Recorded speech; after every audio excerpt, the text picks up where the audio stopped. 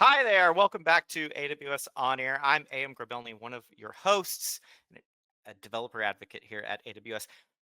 We're going to talk about a problem that has been around for a long time, and that's data transfer, right? Getting a lot of data up into the cloud. It's been something that people have had to work around for a while. We've got some options available to us. We're about to hear about a brand new one. I've got some friends joining me, Camden and Carlos. Welcome to the show, you both. Let's start with you, Carlos. Please introduce yourself for the audience. Hello, I'm Carlos Aguado. I'm a system development engineer with AWS, and I've been building this product for the past few months with all the excitement of what it actually means. All right. And Camden. Camden Forgy. I'm a product manager within our global connectivity organization. Excited to talk to you about our new service today. All right. So we're here to talk about this new service, and it's all about data transfer. So let's start there, right? Who wants to tell me why data transfer is a problem that we've got a new solution to solve? Yep. Yeah, I can jump in there. So, you know, we're from a team that manages our global network infrastructure. We're talking with customers about their pain points with data transfer and connectivity and how we could deliver the network better for them. And one of the pain points that they highlighted was getting data into the cloud. There are a lot of use cases where they're collecting data in remote locations that are not near their on-prem infrastructure. And in order to kick off some of their value-added workflows in the cloud, they need to get that data into the cloud as soon as possible. So what this solution seeks to answer is, let's deliver that connectivity to where our customers need it, give it to them on an on-demand basis in a space that they can reserve, bring their storage devices and upload directly to the AWS network via high-throughput connectivity. That's interesting. So look, it's no secret. We've had a couple solutions to this in the past as well. We've got the Snow devices. We've got Direct Connect. When I'm working with data that isn't already in AWS, I've got some choices when it comes to getting it into AWS. But now we've got AWS Data Transfer Terminal, and this is a physical location that I can come to with a device that has data on it and upload it on directly to AWS. I think that's really interesting. It sounds to me like there's some very specific use cases that might make use of this, right? Can you walk us, Camden, through a couple of those ideas? So, yeah, a couple of the use cases that we've identified are autonomous driving and autonomous vehicles that need to collect data in different environments in order to improve their algorithms. They want to be in environments, they want to be in metros that they maybe haven't tested in before, so they can collect new data to influence their algorithms. And oftentimes those locations are distant from their on-prem infrastructure. So what this allows them to do is come to a location, get the data into the cloud, and one of the specific benefits that it provides to those customers is they can kind of verify the validity of the data. Oftentimes, they would go off on a 2-week mission and they would send the data back via hard disks to their on-prem for upload, and they would find that maybe one of the sensors wasn't calibrated appropriately.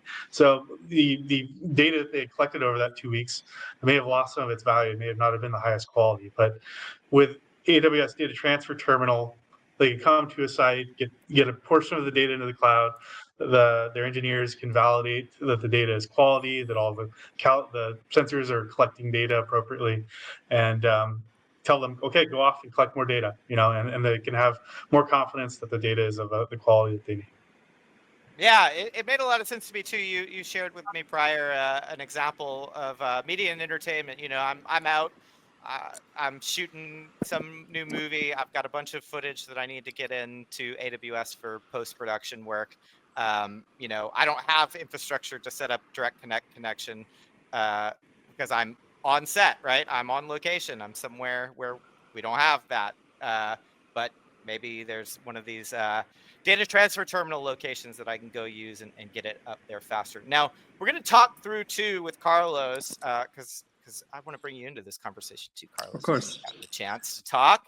We're going to talk Thank you. through a bit of so there's an AWS console experience that's with this where That's I can right. come in and make reservations to come into these physical location. Is that right, Carlos? That's correct. The experience of the service actually split in a console experience as area of the service, and then there's an on-site experience. So what you can do in the console right now in Data Transfer Terminal console is basically to handle the reservation, how to get to the room that you need to get to, and how to discover what rooms there are, what capacities there are, etc. And for that, we have facilities and transfer teams, as we call them. So let's take a look at the transfer teams. That that sounds pretty important to me because you're actually going on site. You're probably going to need to somehow identify who's going there, right? That's right.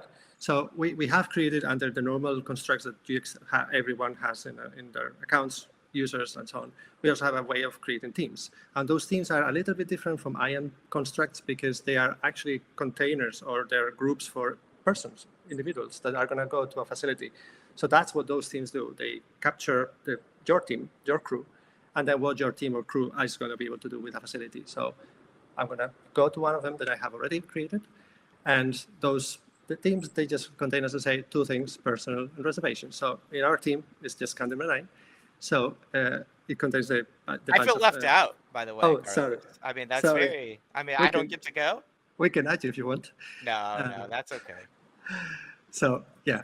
So basically, you record your personnel, and the personnel is all that you need really once to get started. So we can go and get started.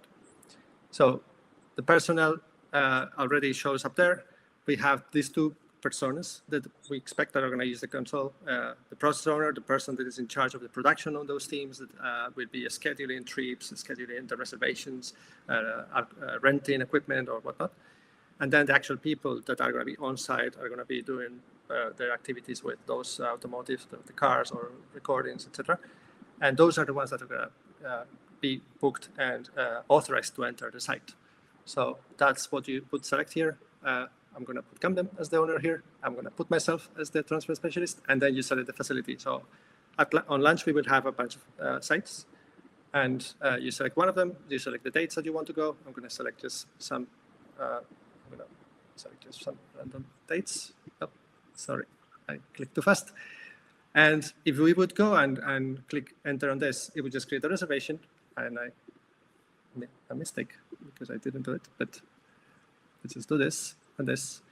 And if we create a reservation, that's pretty much it. You're set. Now, our team will coordinate with CoreSite in this case for announcing your arrival, and we will be sending you an email on how to get there, what to do there, how to get yourself help there, how to do the checkout, and that's it. We left this as kind of a surprise, but you made one of these reservations, and that's how Camden's sitting where he is right now. Camden, where are you? We didn't even tell the audience yet where you're at. Wait, hold on. Actually, before you tell us, audience, where do you think Camden is? I mean, that's definitely something that could be fun to put into chat. So put your thoughts in. All right, now Camden, tell us. Yeah, I'm in one of our data transfer terminals right now. Okay. So it is a private, reservable space where customers can come and perform their uploads. So Carlos just outlined the reservation process. I would have received instructions about how to access this facility. We could just assume, I've gone through those processes. I've gone to the security desk. I provided my first and last name stating that I'm here to visit the data transfer terminal, and they would have escorted me to the room. What I get in the room now that I'm in here is essentially this. It is a this is a 100 gigabit fiber cable that you can use to connect to our AWS border network. And what that allows you to do is connect to your AWS endpoints to facilitate high throughput uploads. This is more than just fiber, though. It is DHCP and DNS enabled, so it facilitates a very seamless connection. You're assigned IP as soon as you connect, and you're easily able to identify your endpoints with AWS via DNS. And you can follow your own standard operating procedures to upload data to your AWS endpoint.